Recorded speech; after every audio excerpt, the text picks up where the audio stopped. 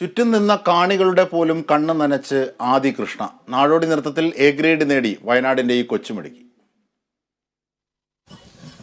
കലോത്സവ വേദിയിൽ നമുക്ക് ഇനി അടുത്തതായിട്ട് ഉള്ളത് ആദി കൃഷ്ണയാണ്. ആദി കൃഷ്ണ വയനാട് ജില്ലയിൽ നിന്നാണ് വരുന്നത്.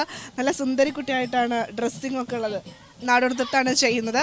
അപ്പോൾ ഉപകരണമൊക്കെ ആയിട്ടാണ് വന്നിട്ടുള്ളത്. അപ്പോൾ നമുക്ക് എന്തായാലും ആദി കൃഷ്ണയുടെ പെർഫോമൻസ് ഒന്ന് കണ്ടാലോ. ഇവിടെ കഴിഞ്ഞു. ഗ്രേഡ് ഉണ്ടോ? എ ഗ്രേഡ് ഉണ്ട്. അപ്പോൾ ആ എ ഗ്രേഡ് മേടിച്ച ആ ഒരു പെർഫോമൻസ് എന്താണെന്ന് നമുക്കൊന്ന് കാണാം. ഓക്കെ.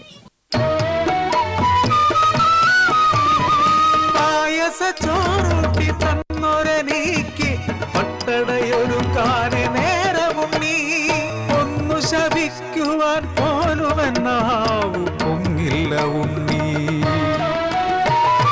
താരാട്ടുപാടിയ നാക്കല്ലേ നിന്നെ ഊട്ടി വളർത്തിയ അമ്മയല്ലേ. നോവിന്റെ വേദന മാറിയത് നിൻ കളിച്ചിരി കണ്ട നേരത്തല്ലേ.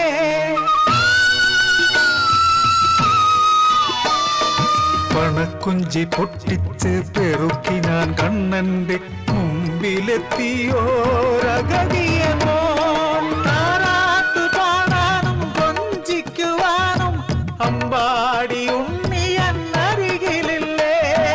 അരവയർ നിറച്ച് ഒരു പിടി ചോറുമായി ഞാൻ കാത്തു നിൽക്കും.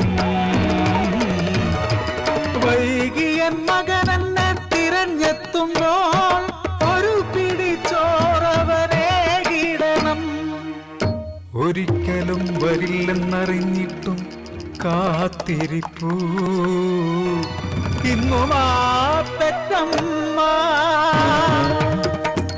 പാടന്റെ പാട്ടിലും പഴങ്കഥ താളിലും സ്നേഹത്തിനീണമാണുയരണ മാളോരെ. അമ്മതൻ സ്നേഹത്തിൻ കഥയാണ് മാളോരെ. ഒരമ്മതൻ സ്നേഹത്തിൻ കഥയാണ് മാളോരെ.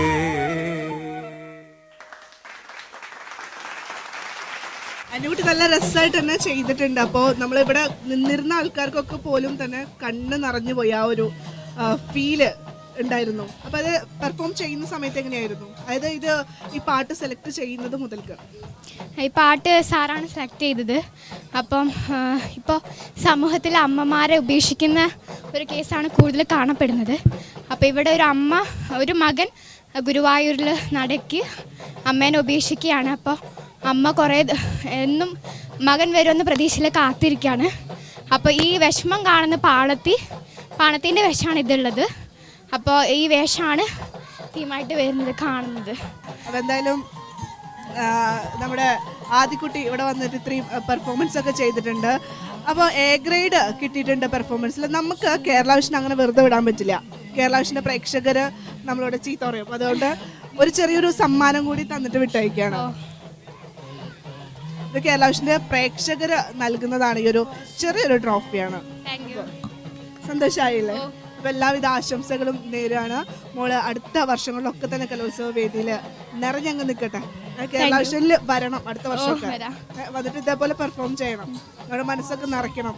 Okay, all the best. Thank U.